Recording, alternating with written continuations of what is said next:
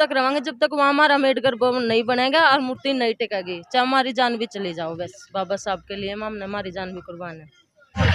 B2B channel देखने वाले सारे साथियों ने आपके भाई अमित राठी और से जय भीम जय भारत। साथियों, मैं अभी लघु सचिवालय नरवाना में मौजूद हूँ। आप मेरे साथ देख सको हो, पीछे धरना प्रदर्शन चले हुए है। और ये धरना प्रदर्शन कल आपने देखा होगा कि गांव उजाना के अंदर जो बाबा साहब की प्रतिमा पिछले 26 नवंबर से लगी थी, उसको शासन और प्रशासन के द्वारा हटा दिया गया है। और आज उसके खिलाफ रोष प्रदर्शन है लोगों का। उनसे हम जानना चाहेंगे, हमारे साथ कुछ बहन जी मौजूद है, उनसे जानना चाहोगे पूरा मामला क्या है। तो जय भीम बहन जी, अपना नाम बताओ पहले तो। मेरा नाम नीलम आजाद है, घसो खुर्द गांव से, उचाना तहसील और डिस्ट्रिक्ट चेंज से। तो आज ये धरना प्रदर्शन चले हुआ है, तो इस पर क्या कहना चाहोगे आप? भाई, जैसे उझाना गांव में नरवाना तहसील में बाबा साहेब अम्बेडकर की फ़ोटो थी काफ़ी टाइम से, तो वहाँ गांव के कुछ लोगों ने, एक सरपंच है वहाँ का और 2-4 और लोगों ने मिलके उस फ़ोटो को हटवा दिया है। तो उसको दोबारा से लगवाने के लिए, ताकि जो बाबा साहेब अम्बेडकर का जो अपमान किया है, हमारी भावनाओं को जो ठेस पहुँचाई है, उसको लगवाने के लिए यहाँ पे धरना प्रदर्शन चल रहा है। तो जैसे देखा जाए कि अगर बाबा साहब जिन्होंने भारत का निर्माण किया, संविधान दिया भारत को, अगर उनके साथ ऐसा सलूक हो सकता है, तो आम जनमानस के साथ क्या सोचते हो आप इस बारे में? डेमोक्रेसी कहने को है, क्योंकि डेमोक्रेसी के अकॉर्डिंग ना तो कुछ हो रहा है। हमारे संविधान के अनुसार आजकल भारत नहीं चल रहा है, खासकर जब से बीजेपी सत्ता में आई है। तानाशाही कायम हो गई है, टॉप से लेकर ग्राउंड लेवल तक आप कहीं भी देख लीजिए। सारे सुप्रीम कोर्ट, हाई कोर्ट, सभी अधिकारी इनकी पॉकेट में रहते हैं। कल का जो मामला रहा है उस पर कैसा लगे आपने उसको देखकर?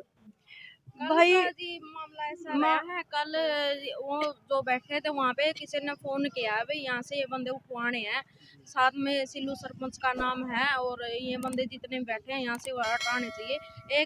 शायद 1 महीना हो गया होगा सभी को बैठे हैं, स्टैचू रखा है तभी से।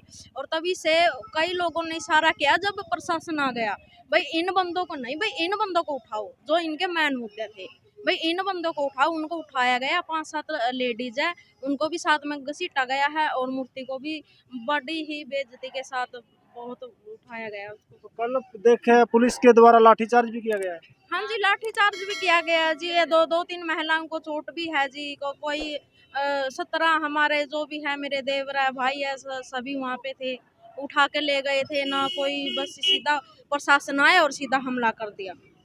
तो आगे क्या होगा बहन जी, आगे की जो रणनीति है?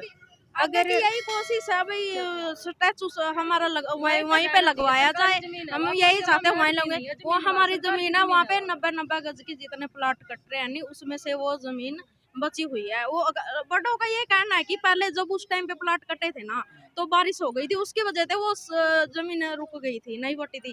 फिर वहाँ पे इन्हें रेती बजरी रखी है। मेरी शादी को 10 साल हो गए, 10 साल से मैं देख रही हूँ वहाँ पे रेती है, बजरी है। जो सिल्लू सरपंच है उसी का सामान है। तो अब उसने वोट लेने थे, तो उन्होंने कहा मैं यह जमीन आपको दिलवाऊंगा, आप मुझे वोट दीजिए। उसने पहले यह बात रखी थी सामने, और जब वो जीत गया उसने अपना पलट दिया और बोला कि यहाँ से हटाओ, यहाँ पे स्टैचू रखा था जो, इसको हटाओ। अब बहुत बुरा सलूक। तो आपका ये धरना अब कितने दिन तक जारी रहेगा? जब तक हमारी मूर्ति वहाँ नहीं टिकेगी, जब तक रहेगा। तो वहाँ पे लोगों की मांग है कि बाबा साहब का स्टैचू के साथ साथ अम्बेडकर भवन भी बनना चाहिए। हाँ, बिल्कुल बनना चाहिए, क्योंकि ये जो पंचायती जमीन है, ये इन पे जो अधिकार है वो एससी वर्ग के लोगों का ही है। क्योंकि वहाँ जैसे 1984 में जो प्लाट कटे थे, उनमें से ही बची हुई ये पंचायत की जमीन थी, जहाँ पे ये बाबा साहेब अम्बेडकर की स्टैचू लगवाई गई है। लेकिन प्रशासन के द्वारा बार बार ये कहा गया है कि अवैध कब्जा था ये इन लोगों का। नहीं, अवैध कब्जा नहीं था। ये प्रशासन गुमराह कर रही है। जैसे ही फोटो को हटवाया, ना कोई नोटिस, ना किसी को मतलब मैसेज, मतलब ये तानाशाही है, ये तानाशाही नहीं चलेगी। तो आगे की अब रणनीति क्या रहेगी? आप कितने दिन तक लगातार ये हम तो जब तक रहेंगे जब तक वहाँ हमारा अम्बेडकर भवन नहीं बनेगा और मूर्ति नहीं टिकेगी, चाहे हमारी जान भी चली जाओ। बस बाबा साहब के लिए हमने हमारी जान भी कुर्बान है।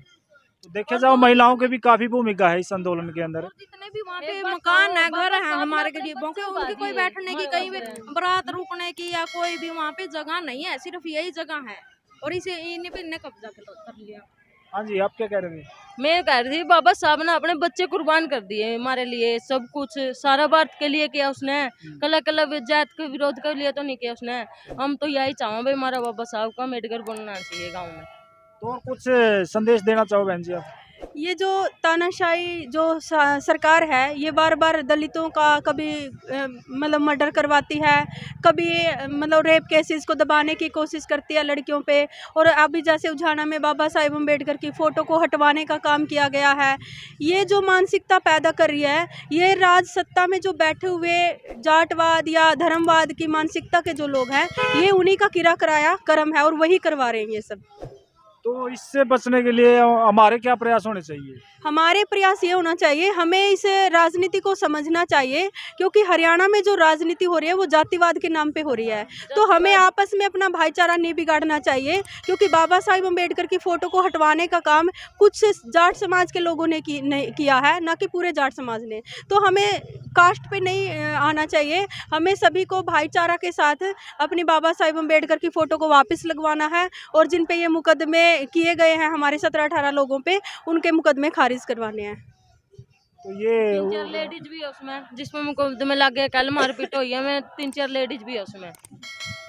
तो ये हमारे साथ थी बहन जी गांव जाना से, और आपने अभी सुना कि इन्होंने कहा है कि जब तक ये धरना अनिश्चितकालीन चलता रहेगा, जब तक बाबा साहब की को पूर्ण रूप से सम्मान नहीं दिया जाता। तो बने रहिए मेरे साथ।